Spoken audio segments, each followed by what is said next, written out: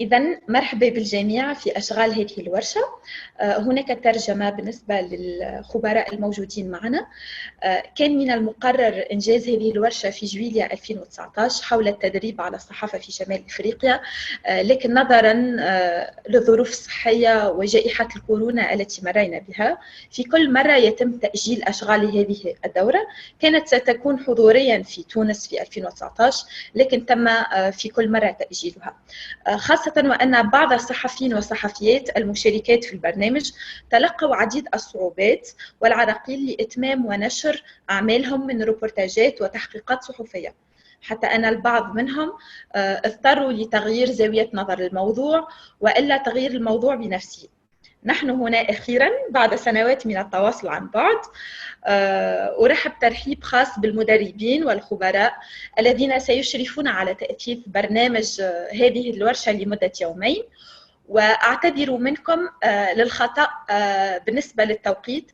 إذن الدورة بالنسبة لليومين ستعقد من الساعة 2 بتوقيت تونس والمغرب والجزائر وحتى الساعة 4 أو 4:30. أرحب أيضاً بالمترجمين الموجودين معنا.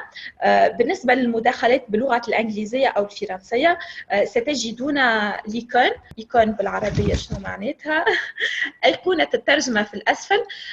سوف تجدون اللغة البرتغالية، هذيك اللغة العربية، البرتغالية يعني العربية. أرحب أيضاً بالصحفيين والصحفيات اللي باش يكونوا معنا هذين اليومين، وأشكركم مجدداً على صبركم معنا ومعي بالأخص لأنني كنت الشخص الذي في تواصل دائم معكم طوال هذه السنوات. سريعاً أمرر لكم الكلمة بالنسبة للصحفيين والصحفيات الموجودين معنا لتقديم أنفسكم للخبراء، الاسم واللقب والصفة والمؤسسة الإعلامية التي تشتغلون بها والبلد، ثم لننتقل بعد ذلك لتقديم برنامج اليوم الأول. ياسر تفضل. مرحبا، أنا ياسر المخشوم، صحفي مغربي، صحفي بموقع اليوم 24، موقع إلكتروني مهتم بالتحقيقات بصحافة التحقيقات الاستقصائية. مرحبا، أنا سعيد بالتواجد معكم. مرحبا ياسر، سعيدة بوجودك معنا، وإن شاء الله تكون موجود معنا أيضا بالنسبة لليوم الثاني. نعرف اللي عندك يعني انشغالات، لكن إن شاء الله تكون موجود معنا في اليوم الثاني إن شاء الله، بإذن الله إن شاء الله. إن شاء الله. أمرر الكلمة لراقية سالمي من تونس. هل تقدمين نفسك من فضلك؟ نعم، مساء الخير لك ولكل الزملاء الحاضرين والمدربين الحاضرين معنا في هذه الدورة. توفيق عمري، إعلامي جزائري، واليوم كنت سابقا منذ سنتين إلى قناة نوميديا تي في، واليوم يعني صحفي بجريدة النصر الجزائرية، رئيس قسم الاتصال بجامعة قسنطينة بالجزائر. قمت بإعداد روبورتاج بعنوان الجزائر والصين من العمالة إلى التعايش. أوكي، مرحبا بك توفيق. أظن أن راقية سالمي من تونس عندها مشكلة في الصوت، لكن هي تستمع لنا. إذا راقية سالمي هي صحفية تشتغل بالتاب، وكالة تونس إفريقيا للأنباء، كصحفية استقصائية. معنا صحفي أو صحفية رابعة، الاسم غير واضح بالنسبة لي، كوبوس فان ستيدن، ما نعرفش شكون هو. كان من فضلك تنجم تقدم نفسك لينا؟ Hi everyone. Thanks for having me. كنت أتوقع أنه صحفي موجود معنا، بس هو يظهر لي متدخل. أنتقل الآن لتقديم البرنامج أو مخطط اليوم الأول. سننطلق مع الأستاذة بجامعة ويك فورست بالولايات المتحدة الأمريكية، السيدة لينا بن عبد الله، والتي ستقدم لنا لمحة عن طبيعة العلاقات بين الصين وشمال إفريقيا. سنفتح بعد ذلك المجال لأسئلتكم والنقاش، وسنمر إلى الجلسة الثانية والتي ستكون معنا فيها السيدة باولا فراي، وهي الملكة والمؤسسة لفراي انترميديا. هي شركة أو مؤسسة تهدف لتحسين وتغيير الروايات إلى الأفضل. سيكون معها السيد ديموند لاثم، وعذرا إن كان نطقي للأسماء خاطئ. وهو صحفي ورئيس تحرير سابق والمدير التنفيذي لمؤسسة فري انترميديا. سيكون محور الجلسة الثانية المقالات والروبورتاجات التي أنتجتموها والتحقيقات الصحفية أيضا، رجوع حول بعض المحتوى والنقاط، أعطاؤكم بعض الملاحظات، بعض التعليقات أو المقترحات لتحسين المحتوى. وستكون هذه الجلسة تفاعلية بينكم وبين الخبراء. ستختتم أشغال ورشة اليوم على الساعة 4 بتوقيت تونس والمغرب والجزائر. وحتى لا أضيع المزيد من الوقت أفتح المجال للسيدة لينا بن عبد الله حتى تقدم لنا الجلسة الأولى. ومثل ما قلت لكم بالنسبة للترجمة اللغة البرتغيز هي اللغة العربية بالنسبة لكم، لأن هذه المداخلة ستكون باللغة الإنجليزية. تفضلي سيدة لينا. Thank you so much, Rawa. Thank you for the organizers. I'm very happy that this is finally able to be happen. It shows a lot of resilience to all our friends, both in South Africa and Tunisia, and all our participants. So I'm really delighted to be among you today and to be able to participate in this wonderful training capacity building opportunity. So my task was to speak about China-Maghreb relations in 20 minutes. It's practically impossible to cover everything in 20 minutes, but I just want to give a few broad themes, give a few of the commonalities, things that are similar across the region in terms of relations with China, and also speak about some of the means of influence that China has in the Maghreb, and as well as challenges that we see in China-Maghreb relations. So these are basically three broad things that I will try to cover in the next 20 minutes or so. But to begin, all of this thinking about China's influence and evolving role in Africa, it's important to put it in the context of China-Africa relations. Because the African continent is so big and so diverse, it is important to dedicate time to speak and to think about different regions. So Maghreb is definitely a region which shows the extent to which China's foreign policy shows diverse tools, platforms, and strategies and that appear in this region that are different from others. With this note that talks about distinction, about how different or distinct China-Maghreb relations are from the rest of the African continent, it's really important to contextualize this in the China-Africa general relations, just to show that we're not necessarily saying that there's something exceptional about China-Maghreb or that the Maghreb is so different from the rest of the continent that it merits its own little bubble. We're not doing that. At least I'm not doing that. So here the idea is to recognize that there's a balance, right? That the continent is so big, it has such diverse relations to China, but at the same time, it's important to recognize that this is all part of the China-Africa story, that this is just a regional focus among that there isn't necessarily something exceptional about Maghreb that makes it such that we have to have a separate set of talks about it. And so part of this China-Africa story where the Maghreb fits is, of course, the anti-colonial support of China, and it's the socialist friendship that it has developed with African countries during the Mao era. We can trace China-Maghreb relations mostly to the Bandung Conference, to that Bandung Conference of 1955, which is where a lot of these initial diplomatic relations between China and the rest of African countries were sparked. So China-Maghreb relations can, no different from China-Africa relations, can be traced, at least in this contemporary sense, right, to the Bandung Conference in 1955. So in this regard, again, the Maghreb is no exception.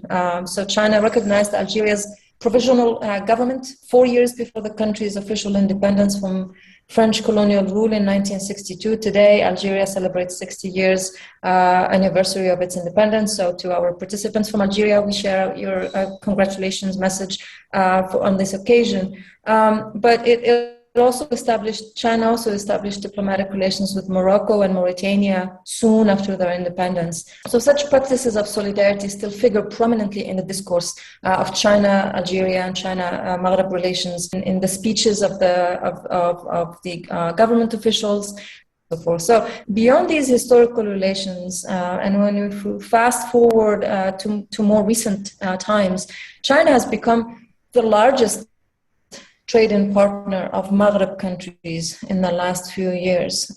It has actually surpassed European countries in the total trade volumes with Maghreb countries. But the issue here, it remains the case that Maghreb countries face acute trade deficit problems with China, as they import far more from China than they export to it, especially even including when accounting for energy exports. So, for instance, Morocco's exports to China in 2017 reached $760 million US. Its imports from China in the same year were over 3 billion, so 3.3 billion US dollars. So beside trade, so this is just to give you an example, but the same trade deficit can be observed in Algeria, in Tunisia as well. So it is an issue, it is a problem. So whereas China at the same time is growing as a major partner of these countries, but it also is the case that the trade deficit is not improving.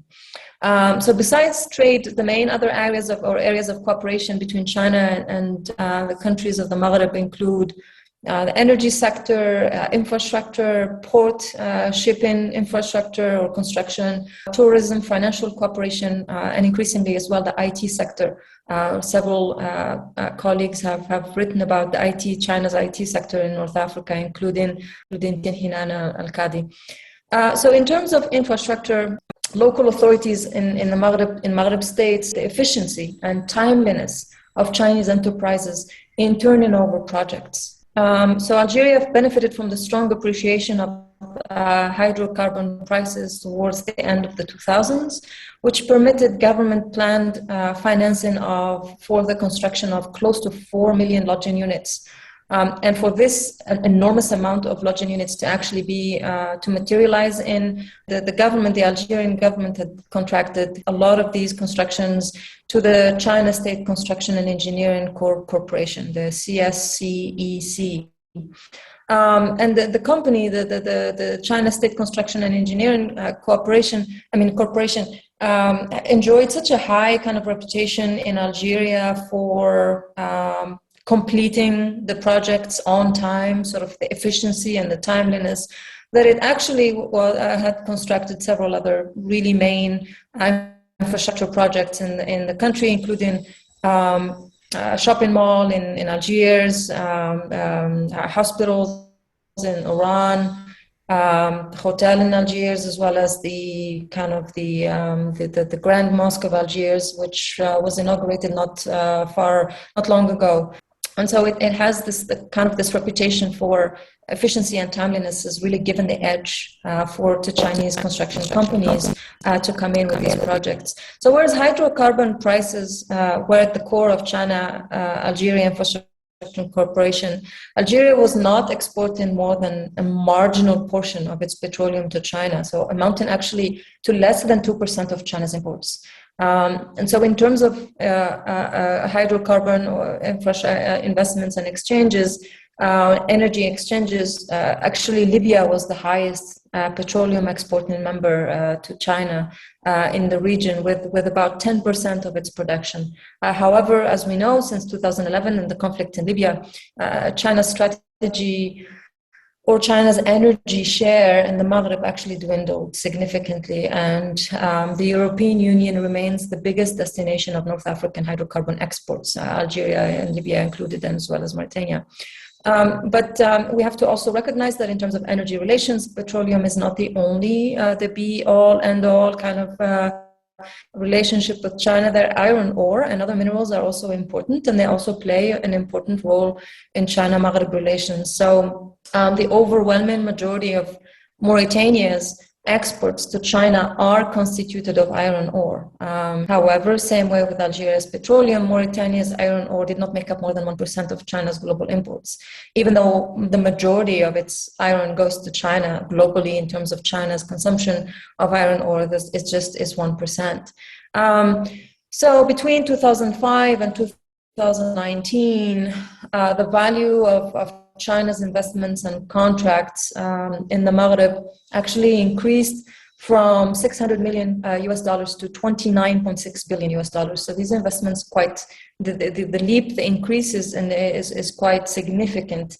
But despite such spike in the total amount, actually China's investments, foreign direct investments in North Africa still did not surpass a meager, guess it, 0.2% of China's investment stock abroad.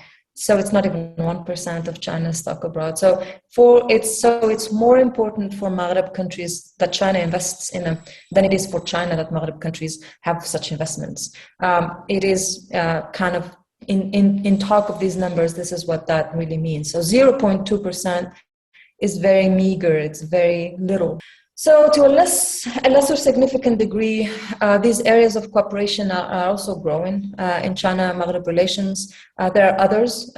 So for instance, tourism industry, I mean, especially before the pandemic, and everybody is just very eager to see what kind of comes, what will happen to such tourism deals, after the pandemic and once kind of things get back to somewhat post-pandemic rhythm.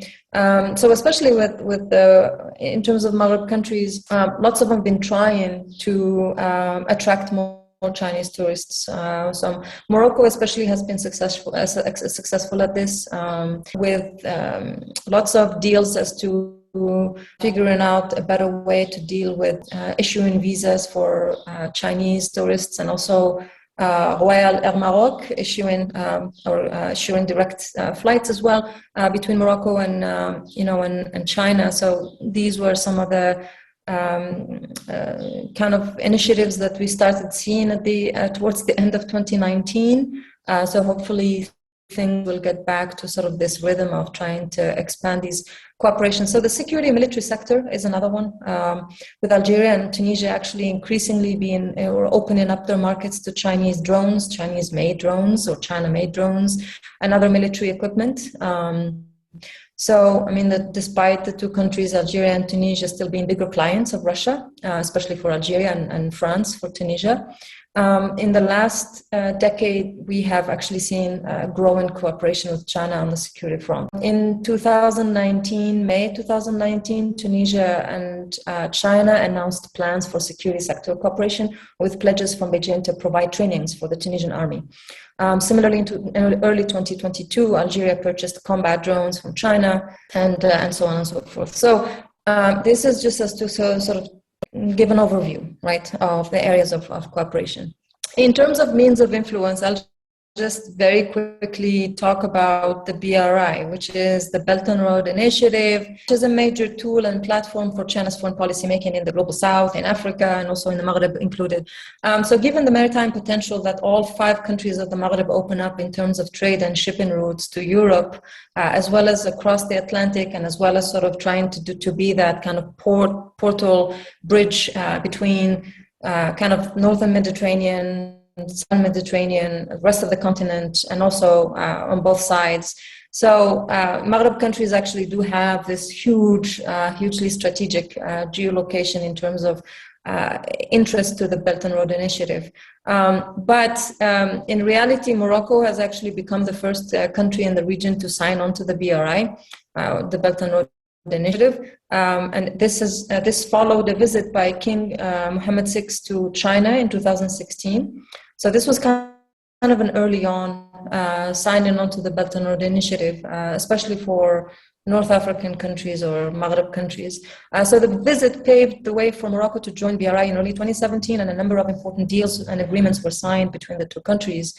For example, the building of Cité Mohammed VI Tangier Tech, which is a $10 billion industrial city in Tangiers, which is expected to attract 200 Chinese companies, create 100,000 jobs in textile, machinery, car manufacturing, other opportunities for capacity building, and so on and so forth. The Tangiers Tech City plan or initiative has stalled a little bit for several issues and problems, but it still is an important deal that needs to be mentioned. Morocco also has a very good strategic way of kind of strategically placing itself as a country that can have that geographic edge in terms of shipping routes, in terms of shipping capabilities, and having its ports be strategically attractive to the BRI because of that ability to kind of market the crossing the Atlantic and the Mediterranean and so on and so forth. For Algeria, Tunisia have also signed on to the Belt and Road Initiative.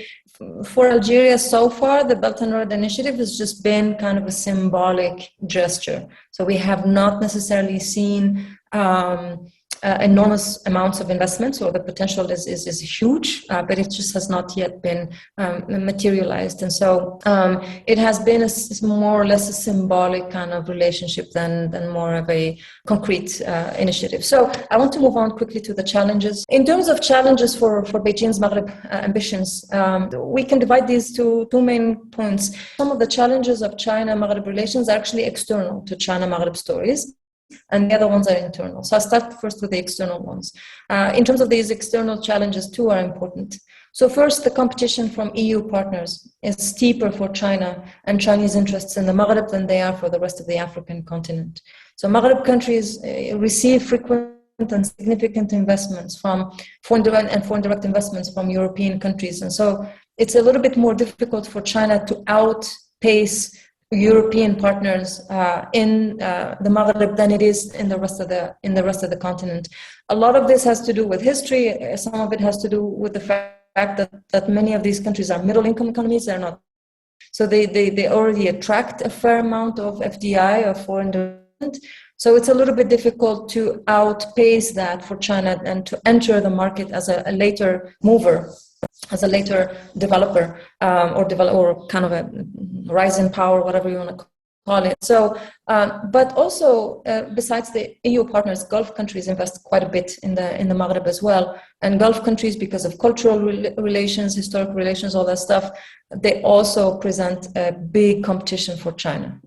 So the competition in the Maghreb is a bit steeper for Chinese companies than it would be in other places where maybe, this amount of FDI is not that prevalent. So what this means for China is that, its credit lines and investments are not as effective in the Maghreb with the existing competition as they would be in other countries that lack investment competition from other actors. So fundamentally, Chinese investments offers, they have to be more attractive in the Maghreb than they do in other regions of the continent, and they end up being a little bit less, indispensable in the Maghreb in this way. Relatedly, China is a relatively late comer, as I mentioned, in the Maghrebi market, especially when it comes to energy, but also investments and trade. So compared to China's advantage in the rest of the continent, in the Maghreb, maybe the story is a little bit different, where Chinese companies have had a difficult time integrating the market and overly kind of, Europeanized trading systems and investment systems that we see in the Maghreb. So in Tunisia, for example, Beijing has signed MOUs for several projects aimed at diversifying the relationship. But at the end of the day, these projects have had a very hard time seeing the light and investment, the light of day, and the investments actually stalled. So this isn't the only case in Tunisia. Earlier, I talked about the Tangiers tech city, and as well as other investments that we saw in Algeria that, there's just no follow-up. So these are external challenges that are important to note. Internally, to the story of China-Maghreb relations, we can also think about two distinct or maybe related issues. So one, there's an issue of perception and trust in the brand. So an interesting puzzle about how China is perceived in the Maghreb and to some extent in the continent more generally, is that there is a discrepancy, and Cobus actually has talked about this in several pieces that he wrote and podcast episodes with Eric, where there is a discrepancy that we see between street level and government level perceptions with China, and suffering an image deficit among the population. The Maghreb societies compared to the official discourse level. So this is something that Cobus has mentioned. in China-Africa relations in general, and I agree that we do see this as well in China-Maghreb relations. There is this deficit between how strong the government-to-government relations are and how the populations at the level of society kind of perceive China-Maghreb relations or China individual. So indeed, according to the Arab Barometer findings from last survey, which were done in summer 2020, so this is 2 years ago, only 36% of surveyed Algerians prefer to have stronger relations with China, putting Algeria in second to last position. So this is abysmal, right? So it's very, very kind of a poor, perception ranking there. Additionally, and in the same survey, we can talk about surveys later. Let me talk about the second challenge, which is part of this challenge that's internal to China-Maghreb relations. And I'll end on this note. So lack of understanding, actually limited knowledge of the region. So there's lack of understanding of the political landscape, right? Especially in light of regime transitions associated with the Jasmine Revolution in Tunisia or associated with other private Hirak in Algeria, for instance, have actually proved to come with a costly price for Chinese enterprises. We saw the same thing in Libya in 2011, of course, where Beijing had to maneuver an emergency extraction operation for about 30,000 Chinese workers from the country. So the fundamental lack of deep understanding of the history and politics and political culture of the region actually presents a serious challenge for Beijing's BRI investments and projects in the region. So you see every now and then, especially when Hirak started, there were all these questions from Chinese companies, should we go ahead with this deal? Should we hold on? Should we wait? There was basically a lot of not understanding really how to interpret what was going on. Language and cultural barriers still impede the development of Maghreb-China relations as well. Cultural exchanges are still sparse between China and Maghreb countries compared to those especially that China has with other African countries. So China has had very few Confucius institutes in the Maghreb compared to how many there are. Actually, there are probably more Confucius institutes in, let's say, Kenya than there are in Maghreb countries together.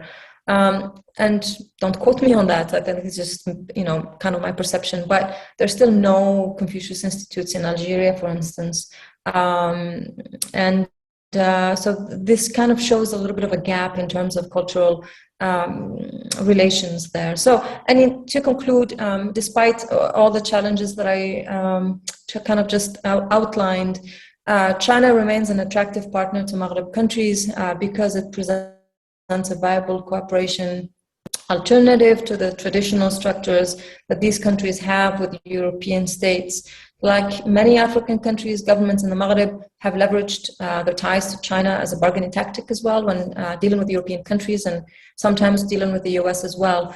China's investments in the Maghreb remain modest, even if Algeria accounts for a big portion of China's foreign direct investment in the entire African continent. In overall numbers, it still is a weak amount, as China's FDI is much stronger in Asia and other places than it is in Africa.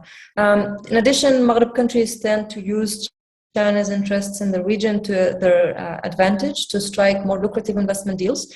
But they are challenged by the fact that they do not have a China policy. They don't have and sort of also, to be honest, especially in this group knows best, kind of the escalating rivalries that countries of the Maghreb region have internally to them is actually working against the possibility of unifying kind of policy for dealing with China and other partners on the matter. So thank you so much, and I'll be happy to move to the discussion. شكرا أستاذة لينا حول تقديم فكرة عامة عن العلاقات الصينية والإفريقية خاصة فيما يخص بلدان المغرب العربي وأيضا تقديم فكرة حول التبادل التجاري العلاقات الاقتصادية والسياحية والعسكرية وأيضا العلاقات الثقافية والتاريخية بين الصين ودول المغرب العربي. شكرا أيضا لتقديم لمحة عن أساليب التأثير والتحديات في العلاقات الصينية والمغربية والعقبات من ذلك. ما كان مفاجئ بالنسبة لي هو أو شيء ناقض أعتبره هو أن أن نسبة أو مجمل التبادلات التجارية بين الصين والبلدان المغاربية هي 0.2% بالنسبة للمشاريع الصينية في الدول المغاربية، إلا أننا مثلا في تونس نجد أن المنتجات الصينية هي مكتسحة للسوق. دونك بالنظر إلى النسبة هي قليلة جدا فيما نراه الآن. أمرر الكلمة للصحفيين والصحفيات الموجودين معنا اليوم. إن كانت لديكم أسئلة موجهة للسيدة لينا سنفتح المجال الآن للنقاش، أو تريدون أن تناقشوها في شيء من الأشياء التي قالته. معنا 3 صحفيين وصحفيات حاضرين، ياسر وتوفيق وراقية. راقية إن كان لك يمكن أن تكتبي لي وسأمرر أنا السؤال بشفافية. تفضلوا، الكلمة عندكم. مرحبا مرحبا مرحبا مرحبا مرحبا. شكرا جزيلا روعة، شكرا لينا.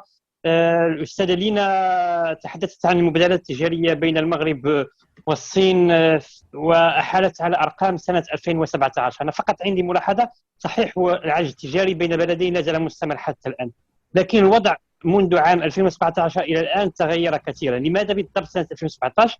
هو سنة 2017 كانت هي سنة توقيع انضمام المغرب لمبادرة الحزام والطريق الصينية. منذ ذلك الوقت حدثت على مستوى الأرقام تغيرات كثيرة جدا. فقط بالنسبة للاستثمارات الصينية ارتفعت ووصلت خلال 2021 إلى 380 مليون دولار. المبادلات التجارية بين البلدين ارتفعت منذ 2017 إلى 2021 بنسبة 50%. مجموع مبادلات بين المغرب والصين بلغت 6 مليار دولار في 2021. طبعا العجز التجاري مستمر، وفرق كبير ما بين المبادلات وما بين الواردات وما بين الصادرات. لكن هناك متغيرات حدثت هذا العام ايضا تتعلق بالتوقيع في 20 ابريل نيسان الماضي على خطه للتنفيذ المشترك لمشاريع اقتصاديه بهدف تعزيز الاستثمارات الصينيه في المغرب، خاصة في مجال صناعة السيارات التي بات المغرب فيها رائدا الآن من حيث التصدير، من حيث حجم التصدير ومساهمته في الصادرات المغربية بصفة عامة. فقط نقطة أخيرة تتعلق بالتحديات التي تحدث عنها الأستاذة لينا. صحيح هناك تحديات بالنسبة للمغرب، بالإضافة إلى ما قالته الأستاذة لينا. أعتقد أن هناك تحدي المرتبط بالتكلفة السياسية خاصة مع أمريكا، وذلك في العلاقة بقضية المغرب، قضية وحدتها الترابية، الصحراء المغربية متنازع حولها. هناك حديث على أنه ستكون هناك تكلفة سياسية لهذه العلاقة بين المغرب والصين. هذا مجمل ما أردت أن أقوله، ليس لدي سؤال بالضبط، لكن هذه مساهمة في. شكرا أستاذة لينا مجددا، شكرا روعة. شكرا ياسر على هذه الملاحظات. سيدة لينا، هل تريدين أن تقولين شيء فيما يخص هذا الموضوع أو هذه التعديلات والمقترحات التي أتى بها ياسر؟ No, not much. I mean, I want to thank Yasser for the updated numbers. It's important to see how evolving the relationship is. We can expect the numbers to change year on, year out, so it's important. But obviously the mechanisms or the trend of the trade deficit still remains. The potential is there.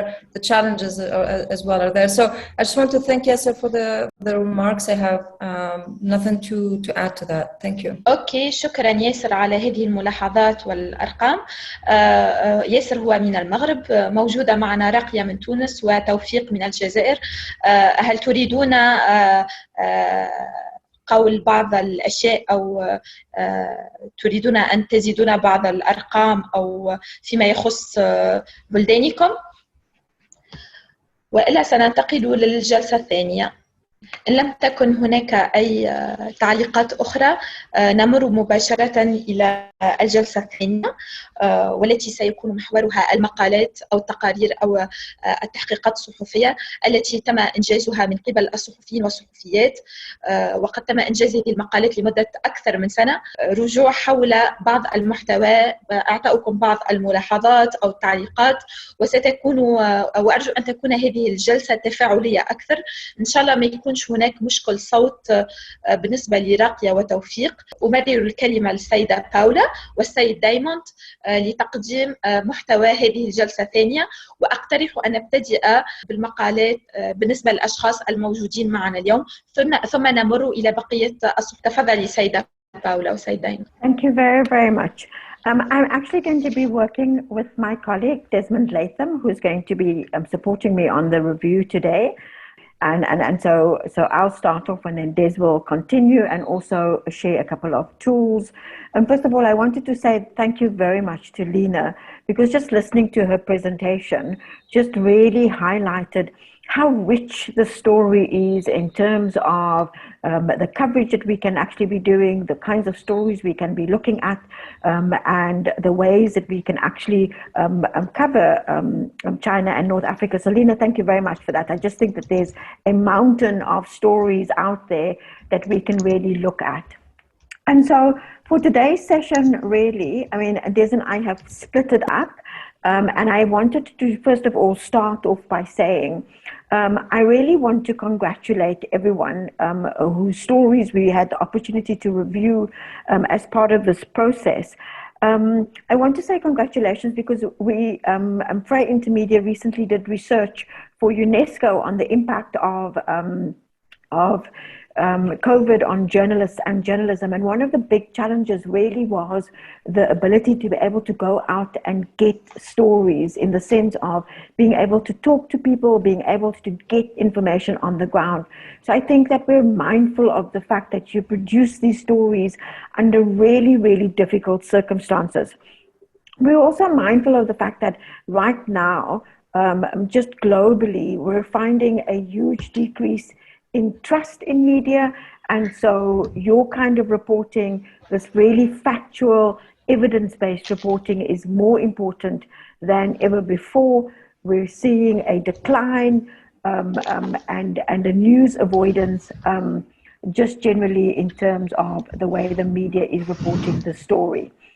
And so I wanted to start off by just acknowledging the conditions in which you had to do the story and what was happening. And then I wanted to kind of just talk about generally, you know, in writing these stories, in China and Africa stories, there are a couple of things that the grant making process actually looks for. And of course, what we're looking for are stories that haven't really been published before, stories that bring to the audience new insight, new knowledge, and really cover an issue that's really important. And so for us, the starting point at reviewing the stories really is to ask, what is the best practice in publishing stories such as these? Why do these stories matter? How can we tell these stories in more interesting ways? And then obviously, what is the news hook? You know, to tell these stories during the pandemic was a challenge in and of itself.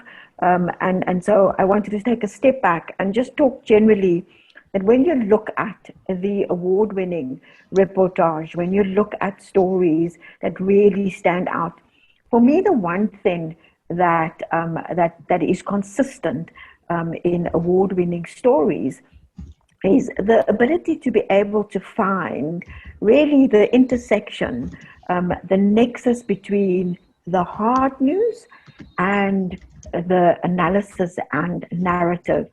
So to be able to not just tell us the facts, but to bring those facts to life with people in your stories, to be able to analyze and to really answer a critical question for the audience in terms of why does the story matter, what is important about the story. And so in reviewing the stories, what we're really looking for are the building blocks of great stories. And those building blocks are a wide range of sources, right, who offer differing insights. Clearly, the story needs to have interesting ideas with a strong news hook, even if, as it is in this case, it's an issue-based story.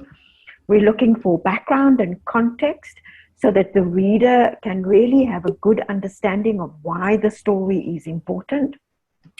In the actual flow of the story, we're looking for a logical story structure, and then most importantly, a really engaging story format on the right platform.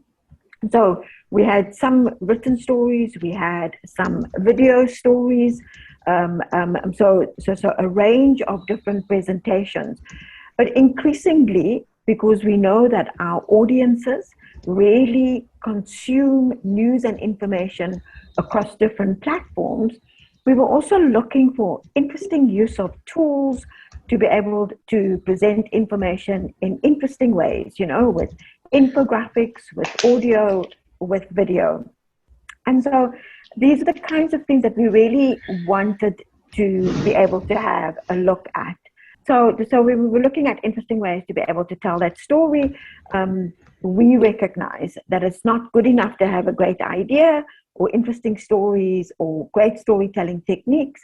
You really do then need to be able to tell a story that serves your audience, fits within your organization's editorial code, takes the issue forward, right, and then engages the audience in a very interesting way. Those are all of the elements that we were really looking at in giving this feedback, in looking at the stories, in reviewing the stories. And so just a couple of questions, right? The story must really include what is the context. Did we make people care by showing and not telling them, but really kind of unpacking the issues in a way that was interesting for them? Did we show impact on the lives of real people? Did we explain and really get our audiences to understand the issues and why these issues were important? In an era of misinformation and disinformation, I think one of the things that really journalists need is to be able to be critical of the information they're getting and as much as possible to verify it. And so wanted to make sure that the information was factual, that the sources were credible, that we were really kind of supporting that. Do we attribute information to the source so that even when we're doing analysis, we can see that the information that is being shared is evidence-based? And then how did we use other storytelling tools as much as possible? And so these are all of the elements that we were just generally looking for and trying to pull out of it. In this day and age, we know that to tell compelling stories, it's really not enough to simply give the facts, to say he said, she said, to put all of the information out there and let the audience do the hard work of interpreting it, but to really extract what is important and then from that process to really pull out the story and to tell the audience, whether they are a listener or a viewer or a reader, why the story is important and what matters. And so I'm going to call Desmond now.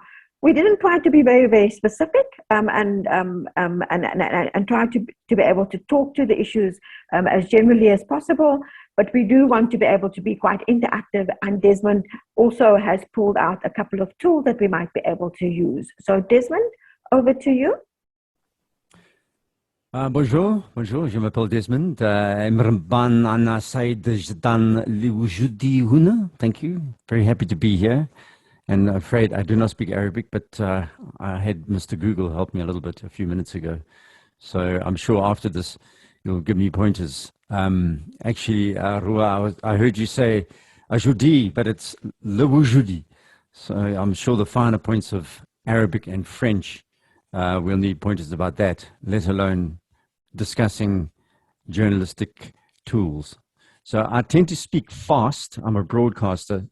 But what I'll do is I'll slow down a little bit because I can hear the interpreters banging away on their typewriters and perhaps on their desks in frustration. So, merci beaucoup, Ivan. I don't know who the other interpreter is, just says kudo, but I hope that we will make some sense. I read through all the presentations and watched all the presentations, the broadcasts that were the applicants put through. And I had quite a few questions and comments after doing so, which I hope makes some sense. Also, being an African journalist, my experience is telling the stories to the world from the bottom end of Africa. And you are telling the stories to the world from the top end of Africa.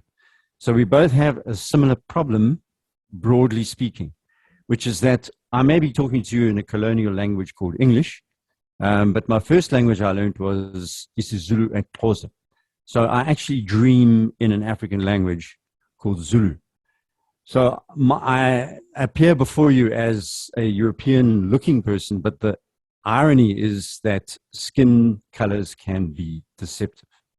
So in saying that, I'm pointing this out, that one of the things that I'm very aware of and we are aware of is a Western-dominated narrative, or a narrative that comes from the English-speaking world, or a narrative that comes from a non-Indigenous speaking world, whatever those things are that you can paint together. So I wanted to just, before I continue talking and comment about the stories, is just say that one of the difficulties we have as journalists and as editors is diversity. And I'm looking at the stories that were written from various parts of the Maghreb, which are concentrating on countries. Tunisia, Morocco were the main countries, Algeria. There was no Mauritanian story that I could see, or Libyan.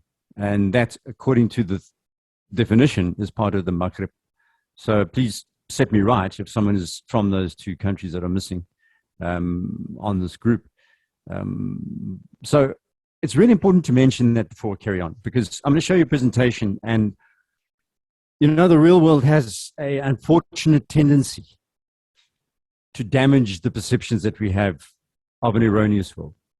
So as soon as we think we've formed an opinion based on what we think is the truth, because what we've been told, the real world tends to come along and change everything. So as journalists, I always feel that we should be looking at the real world, not what people say is the real world. And that may be stating the obvious. However, from some of the material that I read, there seems to be a progression towards quoting what people say is the truth rather than finding it out. And of course, as experienced people in this call know, the longer you do that, the more dangerous it is for you and society. So that's in essence how I approached looking at the stories and the comments that I can make. I have a presentation, which I know from experience, we trained in Alexandria, and I know that the Arabic and French translators liked the presentation because while I was saying things, they could actually read, and it would help. So if you don't mind, can I share that presentation? When we looked at the stories, there are a number of things that are quite difficult to kind of approach. The first is that the person who's being hired or is being asked to do a story is aware of what they should be doing based on the output. In other words, who they're doing it for. So what people tend to do, journalists particularly, and especially in developing world journalism, is to approach the story from self-censorship first, from not doing damage to themselves as a storyteller. So the context of what we're discussing here is so important, because it's not just the fact that the journalist that is on the call, or some of them, will feel obligated. They will feel pressure to write a story that views the relationship between China and the Maghreb positively versus what they really think. And the hypothesis in what we do, what we think is going on as thinking people, is what our brothers and sisters do when they sit down to look at our stories, or when they would want to comment on some of the sectors of construction, some of the stories of construction, some of the Belt and Road Initiative, the BRIs, as Lina has called it. So the context I'm aware of, and we'll talk a little about it now. The second thing is, why do people care about what you've written or what the story is that you've told? And by the people, I'm talking about your audience first, not the investor, not the sponsor. You know, would your family watch this, and why? And if they did watch it, what would they say to you afterwards in the quiet of your kitchen where there's no one listening? Would they congratulate you, or would they ask you some really difficult questions? Secondly, or thirdly, how do you show the impact on people? When a senior official says something to us that does not imply an impact. It implies a perception. So the important thing is to describe an impact. And the real way that we can do that is, even in lockdown, is ask people what the impact is. And that is a source. It's not scientific. You're not doing research and a survey. But the impact, the people would tell us what they think about the new bridge, or the multiple residencies, or the use of southern Algerian towns to build residential area, or whatever it would be. Then the information verification. We have information that is critical. We are given data and stats. We find it. Did we verify? When someone says this is the third biggest mosque in the world, did we make sure that it wasn't just CNN writing? Then do we attribute to source? When someone makes an unverified statement like, this is really good, who says? Why do they say that? And lastly, the storytelling tools. This is, for me, telling our story as Africans is one of the fundamental truths here. We are a vast nation of disparate, diverse people who do not sit in one place. And to tell the story, we have to place people inside geographies. We must be able to identify in our minds, we must see the region that we're talking about in our heads when we discuss it. So we need to then compare it with other regions. So it's not just the data, but the smell of the dust, if you like, the scene. How do we compare this scene with that scene? And that is very much part of the storytelling tool, which comes from our eyes and ears. Now, because you all wrote these things during lockdown, like you, I hope, in our country, we had a group of people called essential service workers. So in South Africa, journalists were regarded as medics. We were allowed to travel around throughout the entire period of lockdown. But I know that in different countries, slightly different rules apply. So I would be interested to hear, just out of interest, in the question time, or perhaps when we have comment, if you as journalists were regarded as essential service workers during the pandemic, if and when you were locked down. And I know we also had different layers and different levels of lockdowns where our movement was restricted. So as journalists here in South Africa, we spent a lot of time traveling around, and unfortunately to say, a lot of our colleagues died because of COVID, especially camera operators in television. A number of what we know as ENG, camera operators, died of COVID because, of course, they were always on the streets being exposed. So part of telling the story is having the video and the audio and the infographic, the map, the animation. We no longer are telling stories just because we have a print product or a web product. We are now having to represent the story and its various parts, if you like, through different techniques. So this has taken us to a new place where part of doing an analysis is a hypothesis. And I'm not sure how to translate that into Arabic. I'm sure it's being done now, but it's a Greek phrase, obviously, but it's been anglicized and used by the French. The hypothesis is, what do you think is going on?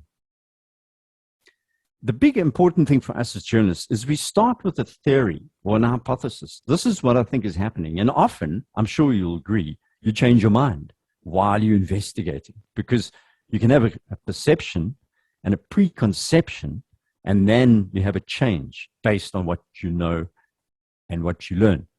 So during the lockdown period, it's been very hard for us as journalists to test our hypothesis, because we often are not seeing things anymore. We're being told things at a distance. So what was the hypothesis of your topic?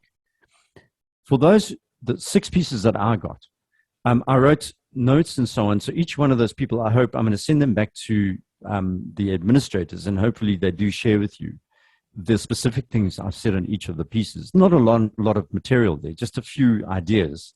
But the one thing that I noticed was hypothesis is missing. As I've said with reality, it's a hard place with sharp edges. And if we wander around thinking it's a lovely romantic village, this place called planet Earth, you tend to run into a sharp end of something quite quickly. And I was concerned that the 5 W's and an H, who, why, what, where, when, how, were not always addressed in a broad way. So I've got here's a paragraph from one of the pieces. Observers and researchers unanimously agree that the turning point in Moroccan-Chinese relations, which contributed to the development of popular cultural visions, blah, blah, was the official visit of King Mohammed VI to China in May 2016. So my question is, who are these observers? Who are they? Who are these researchers? So I accept that at times we can write and say, I think that the world is round. But someone would then say to me, who are you to say that the world is round? You need to attribute the material and a quote that is testable in some way. In our world, the way it works is that if you cannot swear in court that it is true, you need to attribute it to someone. So in other words, if you don't see it, Yasser or Raoua, if you don't see it, then you have to attribute it. So who are these people? Why was it a turning point? The big question that everyone asks when they're 3 years old of their parents is why? You have to go to sleep. Why? So when we're training journalists, the big question that I always ask them is why? They say something, I say why? Why is it important? Why was it a turning point? What exactly happened? So the reason why we do that in hypothesis versus puff piece. Puff piece is, I love you all, it's wonderful, it's propaganda, sign here and I'll get a free trip to Beijing or to Washington, or whatever it is. That's a puff piece. Yeah, you'll write nice things for me. Thank you very much. Sign here, sign here. We're going to give you $5,000 for the trip. Hope you enjoy it. It's going to be lovely when you get back. So that's a kind of journalism that we all obviously despise. But we need to know, who says it's a turning point? What happened that made this a turning point before 2016? Why was it not a turning point before? What happened in the meeting? What do people on the ground think about this? So observers agreed unanimously that the turning point was this meeting. Do the people on the ground think it's a turning point? Or do they think, what do they think?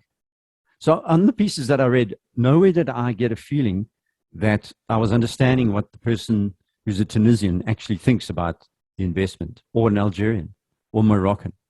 What do they think about the investment? Those, the 3 countries that I read, as I said, I didn't see anything from Mauritania. I may have missed it, so apologies. What do they say about all of this? What were the several agreements in which sector? So at the end, in addition, 2 sides signed several agreements in sectors of innovation. Why is that mentioned? Why do we need to know about the agreements, and what kind of innovation are we talking about? What is so important about that? Le chat is playing games here, my cat. Then the second thing is data comparisons in all the pieces. So often in the stories I read that there would be a list of deliverables, but there was no comparison on that deliverable. There was done, a couple of stories did compare time zones or timing. So this much was spent then and that much now. But there was no clarity on why was this being done? What does it mean? If China is spending, the PRC invested 24 billion in Algeria in the latter period of the investment process. But previously they did not spend as much. What does that all mean for the Algerians?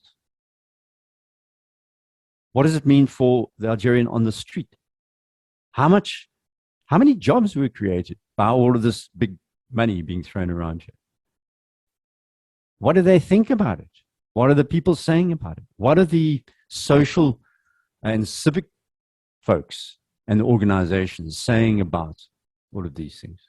So where the money is spent rather than just the amount is important when you start looking at big figures, because the bigger the number gets, the less real it gets for most people. $110 billion. Visualize it. Well, it's quite hard. $10, okay, I can visualize that.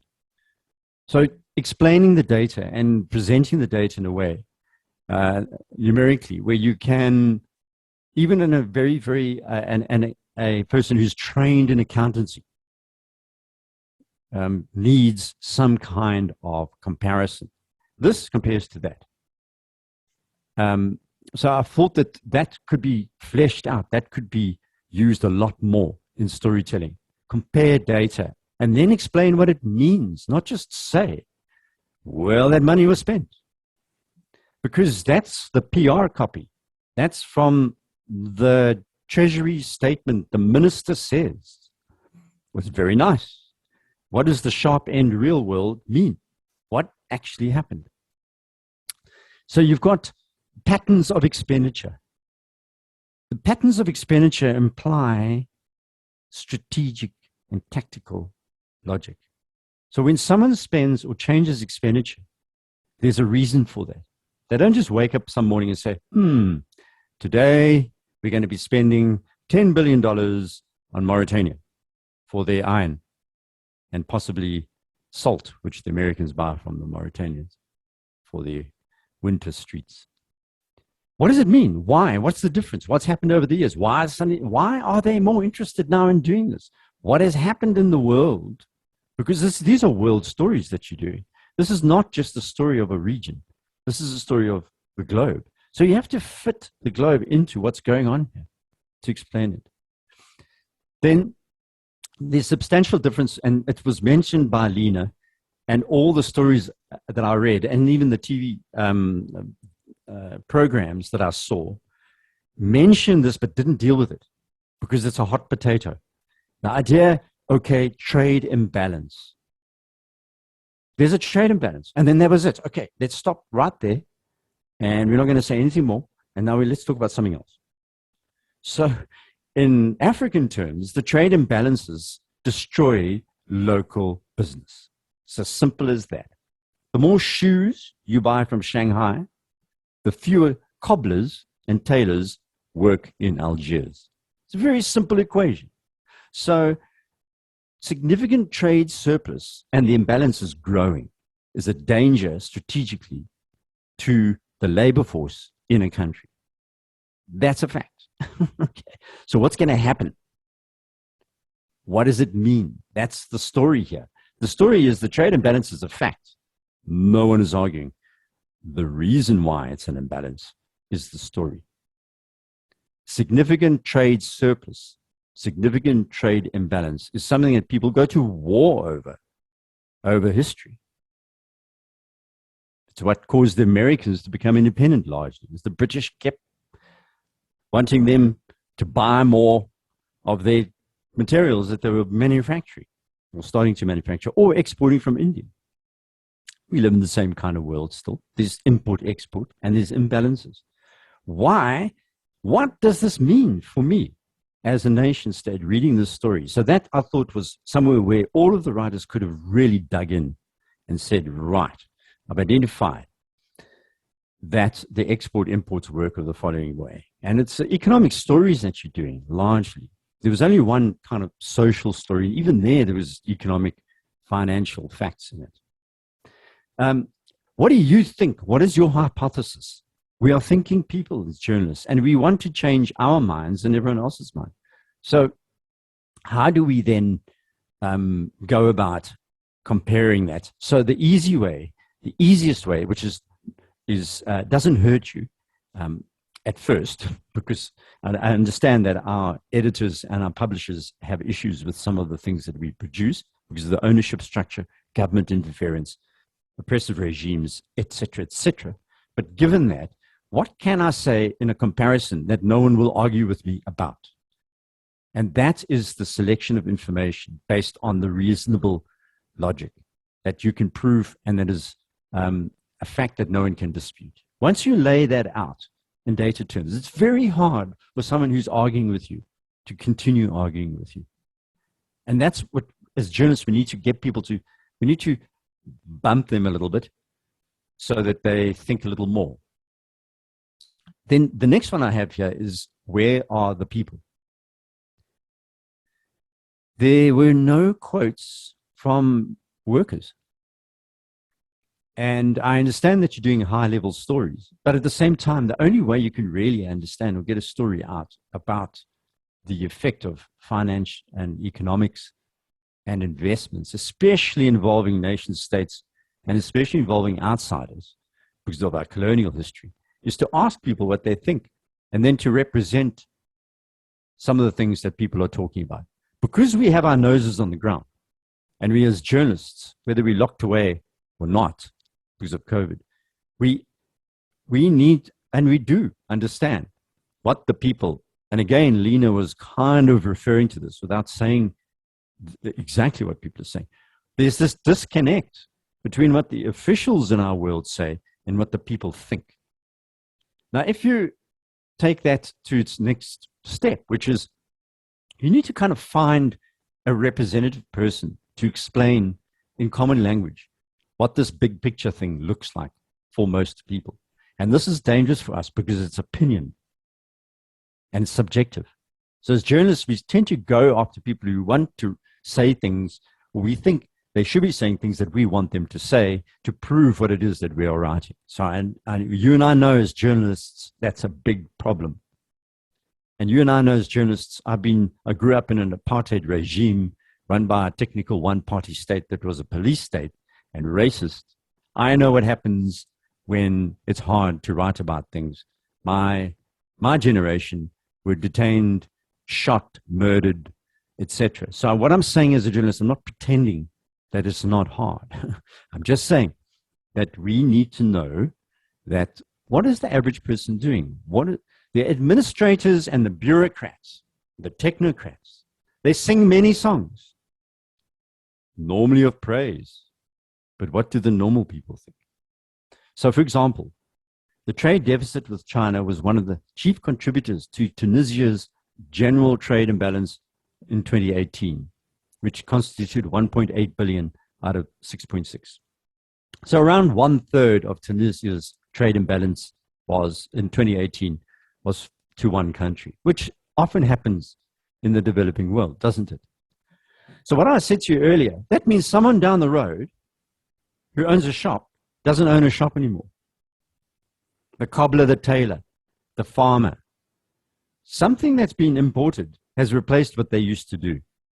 Now, I'm not suggesting that we become old-fashioned and fight development. I'm just saying to you that this story is very complex. And part of our cultures as nation states is built into the work we do. So if the work we do is being changed by an outsider coming in, working with a select group of people who are called the ministers or the politicians or the financiers, are affecting our whole culture, and we keep talking about it as journalists as if it isn't because it's too sensitive, then we are not finding out and we're not explaining what the people are really thinking about it. Now, this is a dangerous ground I'm on here because it's not easy to do this. Some countries, they invest in journalism just so that the truth does never come out. Many countries do it. So how far do we go down the road writing about what people are saying before it becomes perceived as anti-something? So I'd suggest adding a voice that is in the stories that you're doing that we're missing, where there's diverse voices. So you can use an alternate voice saying, this is great, but that may not be great.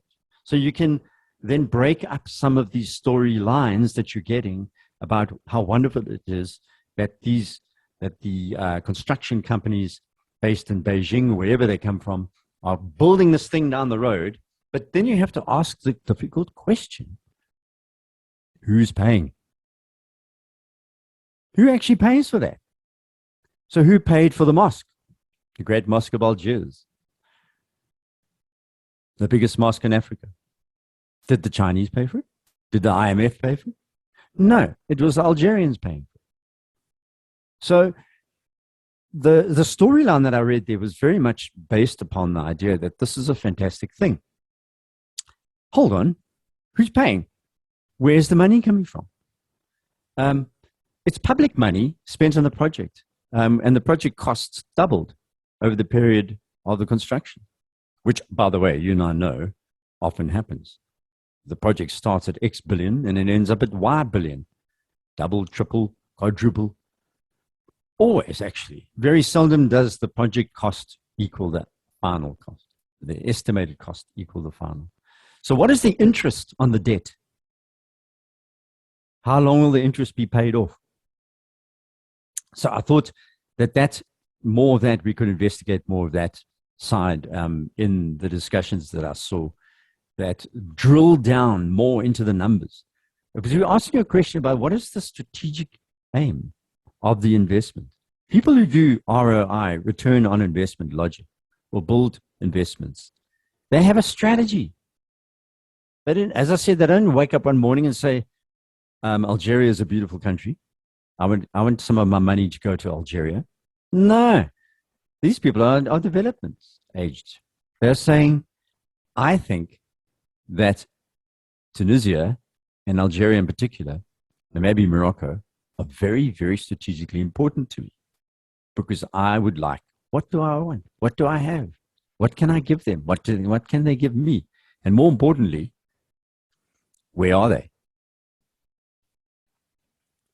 So the stories, I'd like to see and like the idea that there was a lot of discussion of detail. All of the stories had really well sourced detail of facts.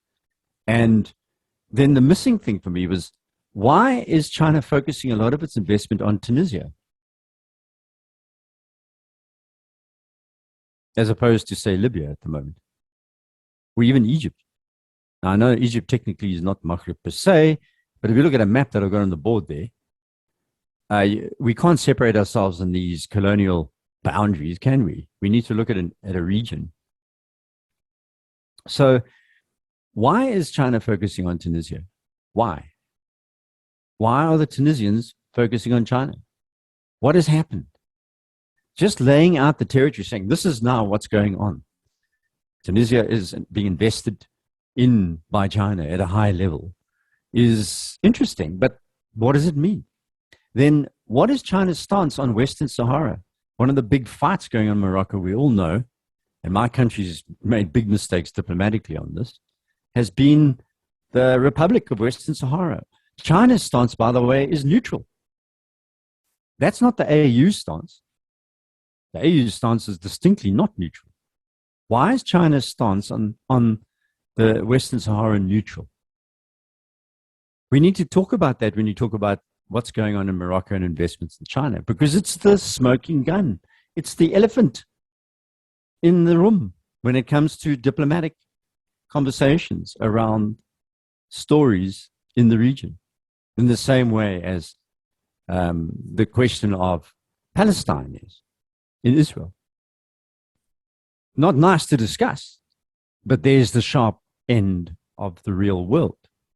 And our job as journalists is to stare straight at the threat and be able to explain the story in a productive and a memorable way and a unique way to people who are on social media all the time, or part of the time, or getting some of the information from places like Facebook.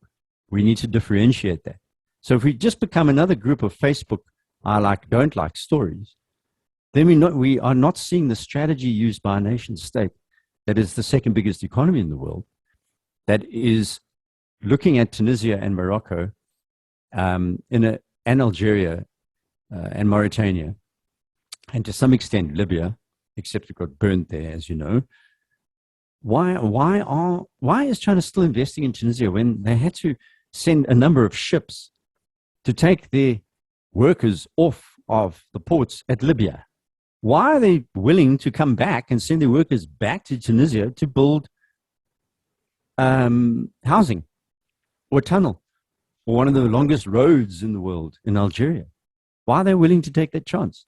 Well, the Mediterranean is really important. They're not really interested in spending money on Niger or Senegal or Chad. They're much more interested in spending money on Eritrea, Ethiopia, Libya to some extent, Tunisia, Algeria. These are strategic areas of the world for nation states. And also, the Chinese state does not have a port in the Mediterranean. They tried to buy a port in Greece, couldn't. It was stopped at the last minute. It wanted to buy a port in Crete, also stopped. What's going on in the world? Why are we telling the story? When we tell the story about the investments into a region from a nation state, we must be able to ask the questions about that. So mapping. Now, this is not a very good, I just quickly went to a mapping tool and whipped together this and just put it on the slide to show you how you could maybe tell the story another way by visualizing a map.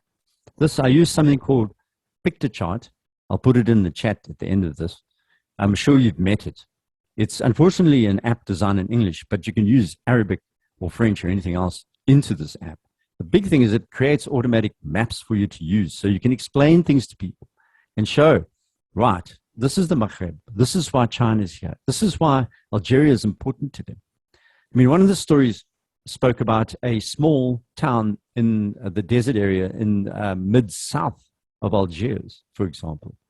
It's kind of not, it has 48-degree summer times and is not regarded as strategic other than the fact that it's on a couple of important trade routes.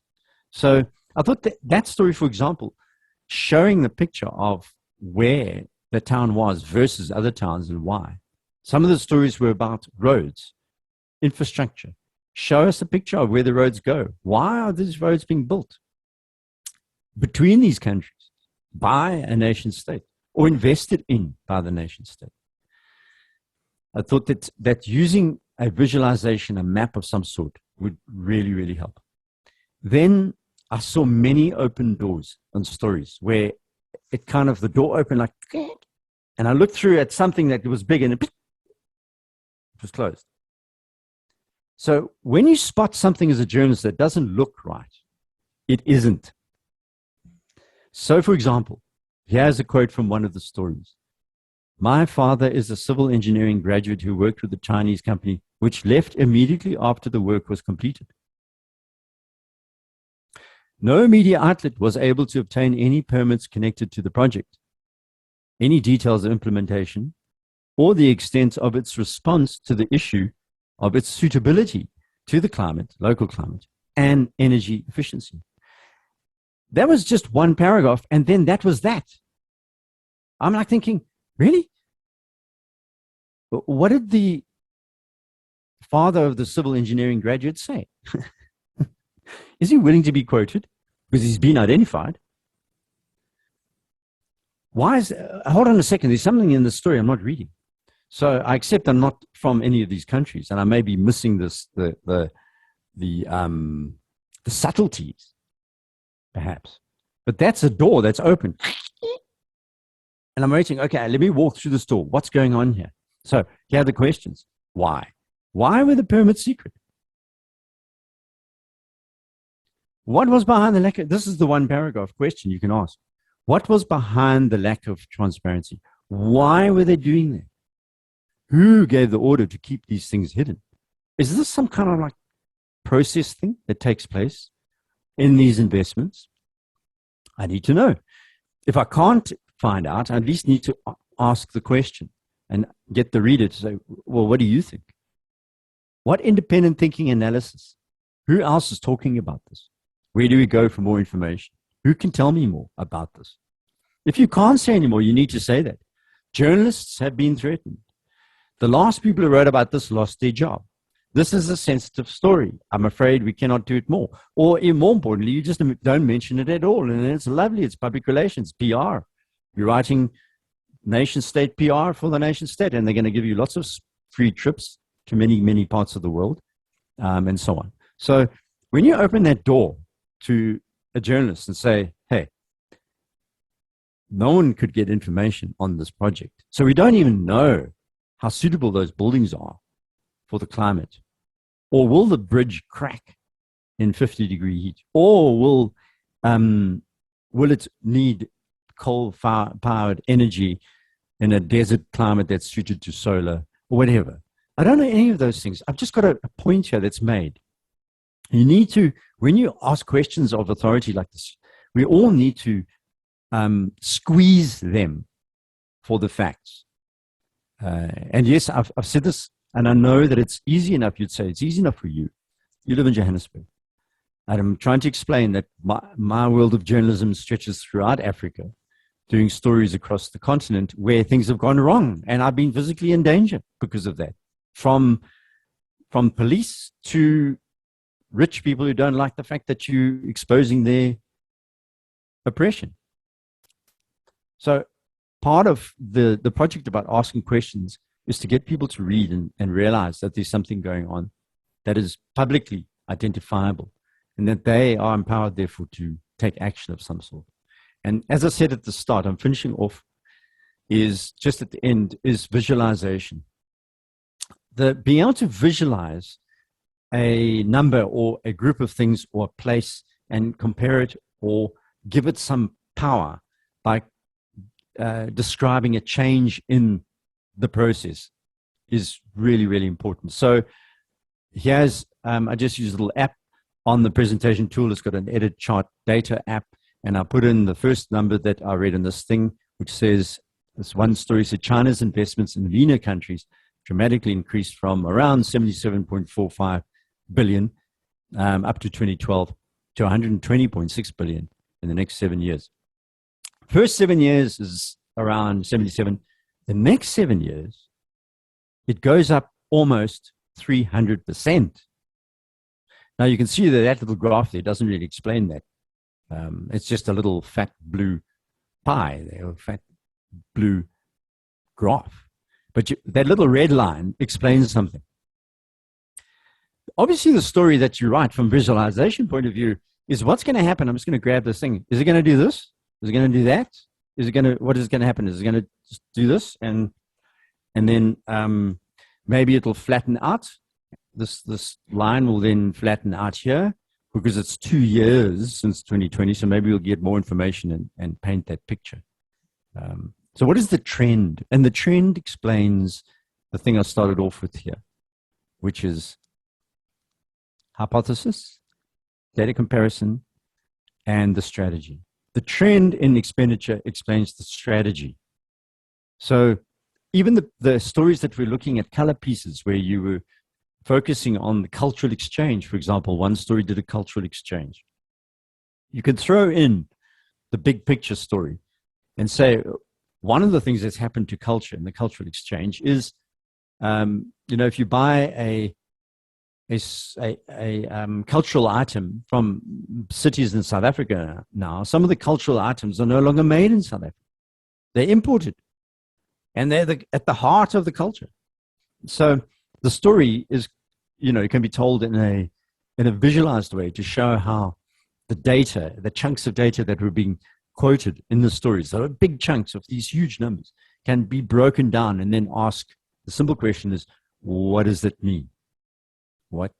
Who gains, who loses? What's happened over the long term? What's happening elsewhere, not just in Maghreb, but perhaps in the neighboring states? What's happening to African manufacturers, just a little further south? So I thought that using these very simple tools is quite hard to do. The easiest thing to do is to go to the official or the bureaucrat or the government minister, get a number and put it in a story and say, there it is. There is the number. It's a big number, isn't it? It's very big. And then someone would say, yes, it is big. And then you go, well, this is what it means.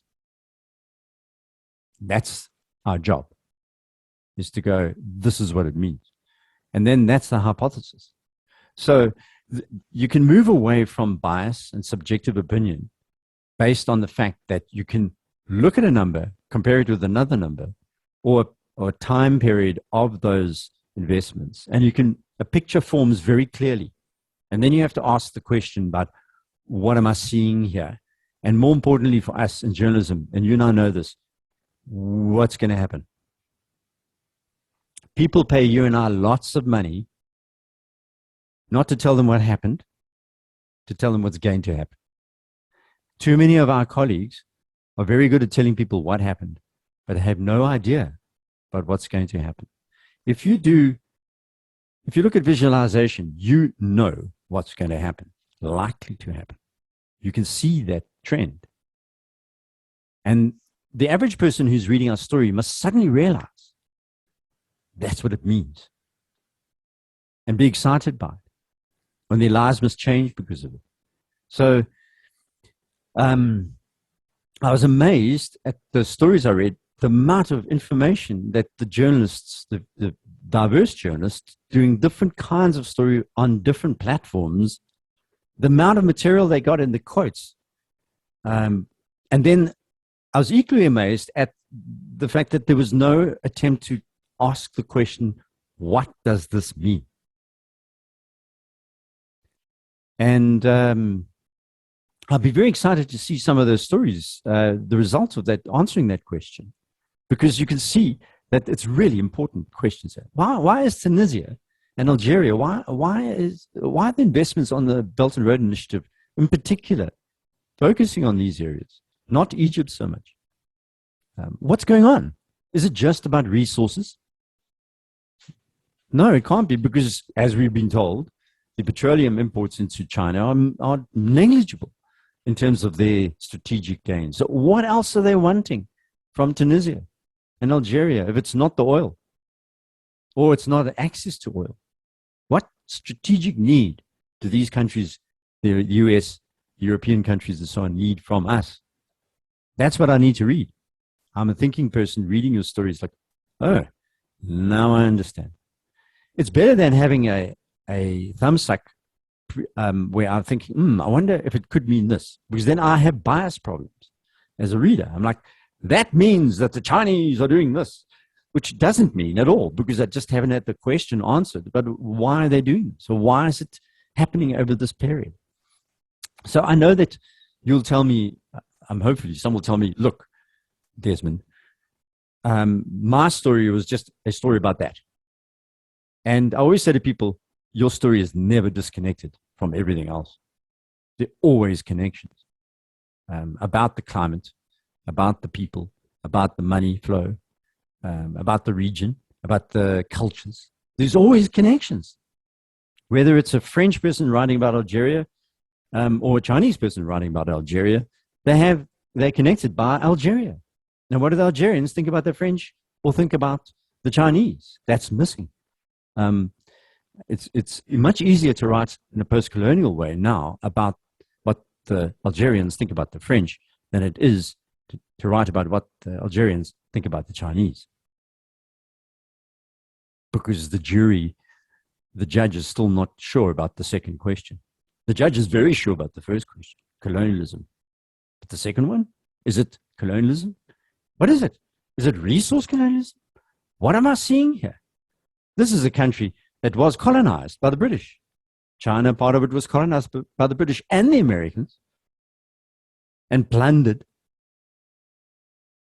So you can see it's very complex. And our world is so full of this kind of story.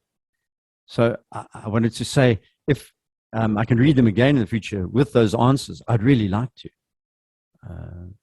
All of those stories that I read and saw, the videos that I saw, have this question built in at the background. So I felt that a lot of hard work was done by our colleagues to get the information about what is happening.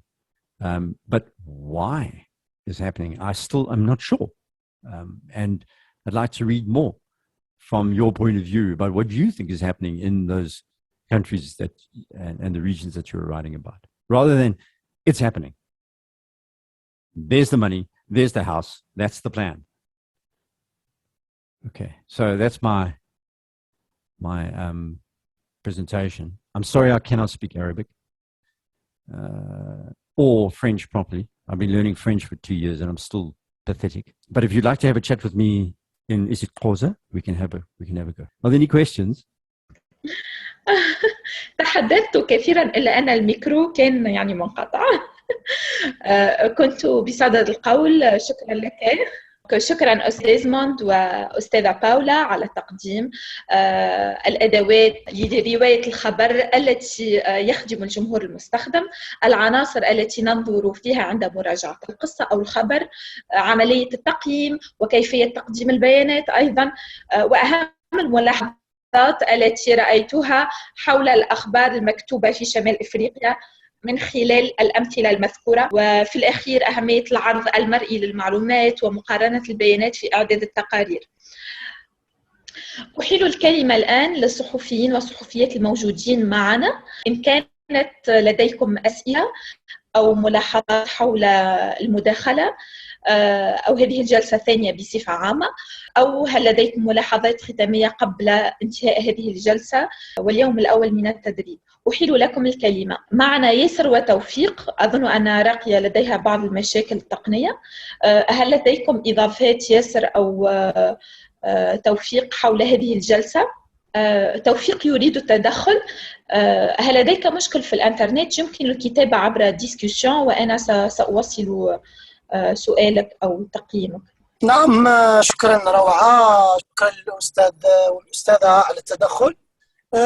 سؤال فقط للأستاذ مدام تطرق إلى طبيعة العلاقات المتينة ما بين الجزائر وتونس والصين الشعبية، ففعلا هي علاقة متينة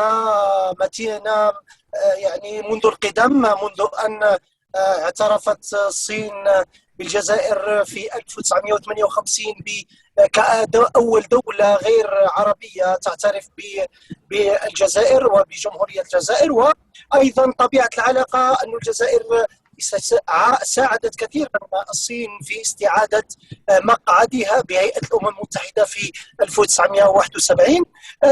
أيضا في تحولات كثيرة منذ سنة 2014 إلى غاية اليوم، يعني من خلال المبادلات التجارية السياسية العسكرية وكذا يعني المبادلات السياحية والثقافية. فقط أردت أن أطرح سؤال للأستاذ حول يعني ألا يرى بأن طبيعة العلاقات المتينة ما بين دولة ودولة أخرى تساعد كثيرا في وتساهم كثيرا في إعطاء مناخ خصب لإعداد التقارير والوثائقيات والأنواع الصحفية أو الروبورتاجات أو حتى التحقيقات ولما لا التحقيقات الاستقصائية، خاصة ونحن في بعض الدول العربية وليست بعضها وإنما أغلبها نعاني كثيرا من شح المعلومة ومن مصدر المعلومة الموثوق، فلا يقول أن هذه العلاقات المتينة تسهل نوعا ما في الحصول على المعلومة مقارنة بالعلاقات الغير متينة والعلاقات المضطربة نوعا ما بين الدول، يعني عكس ذلك، بمعنى أنها لا تعطي ذلك المناخ الذي يساعدك في الحصول على مصادر المعلومة. وأنا أردت أن أطرح هذا السؤال نظرا لأنه الأستاذ تكلم على يعني على المصدر، على الحصول على المعلومة من مصدرها. فقط هذا هو السؤال الذي أردت أن أقوله. Thank you very much, Chuflik. I mean, I don't think that the relationship between the two countries alone would necessarily lead to a really good story. I think one of the things that we really are looking for in storytelling is not simply a kind of the dichotomy of this is what we say, this is what China says, but really a range of different voices, different perspectives in it. So when I talk about the sources, I'm not simply saying that you must have opposite views in your story. What we really are looking for are yes, different views, but also views of people from different perspectives, different areas, different issues. For me, the issue about the source is that it's not enough to simply have two sources, that you really do want to have more than that, so that the ethical storytelling is to seek the truth and tell it as fully as possible. And so they're never just two sides to a story, they are more than two sides. So I agree that potentially, given that there are good relationships between the two countries, that it should give a good story, but there are also other views, right? Like Lina's view, or people like it, or the people on the ground, you know. Rua was talking about earlier on, you know, when you look at the low trade numbers with China, it's surprising because it just seems like there's just so many Chinese goods in the country. You know, that's a different view, a different source. And so even in today's session, you know, there's just so many different voices that are coming up. And so I would encourage any journalist to not be satisfied with only two sides, to actually, you know, to dig and get more voices and get more views that add richness to their story. But particularly, I think it's the worker on the ground, the consumer on the ground, the people on the ground that really add value to the story also. I hope that helps, Stefan. شكرا أستاذة باولا. توفيق، أرجو أن تكون إجابة السيدة باولا شافية ووافية بالنسبة لك. راقية أو تيسير، إذا لم تكن لديكم أسئلة أو ملاحظات، أو أيضا بالنسبة للخبراء إن لم تكن لديكم بعض الملاحظات النهائية أو الختامية قبل نهاية ورشة اليوم، سننهي أعمالها. إليكم الكلمة إن أردتم التكلم. فقط عندي طلب بالنسبة للأستاذ يمكننا من العرض إذا كان ممكن العرض الذي قدمه.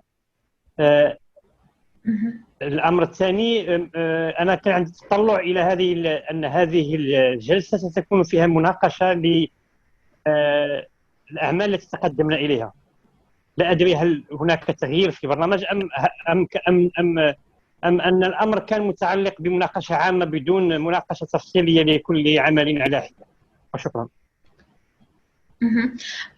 يمكن أن تكون الإجابة من عند السيدة باولا أو السيد ديزموند، باعتبار أن البرنامج في الجلسة الثانية من اليوم كان هناك اسم الجلسة الثانية هو تقديم ملاحظات موجهة للصحفيين حول أعمالهم، لكن تم تقديم هذه الملاحظات بصفة عامة.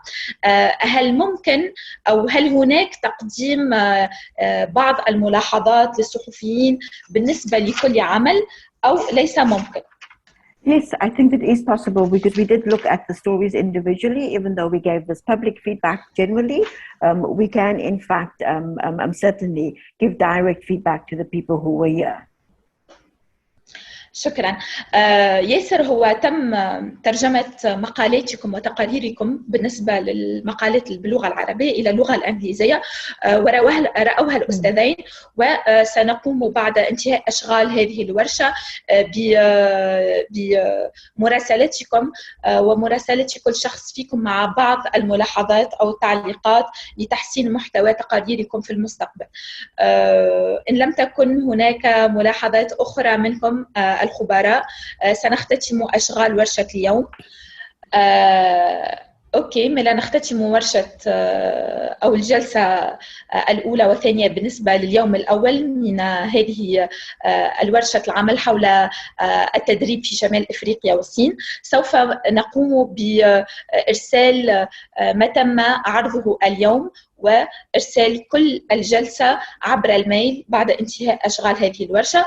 غدا سوف نتقابل على نفس الساعة من الساعة 2 إلى الساعة 4 بتوقيت تونس والمغرب والجزائر، وستكون غدا أشغال الجلسة الأولى متعلقة بتقنيات ومهارات إعداد التقارير العملية. سيكون هناك أيضا متدخلين من موقع انكفاضة حول صحافة البيانات وتصور البيانات وأيضا السلامة الرقمية، وستكون هناك جلسة أخيرة ستعطينا نظرة عامة حول تقارير الصين الفرنكوفونية ومناقشتها. شكرا لحضوركم اليوم، أرجو أن تكونوا حاضرين معنا غدا. شكرا للمتدخلين على الإضافة التي حصلت لي en personne وحصلت أيضا للصحفيين المشاركين معنا.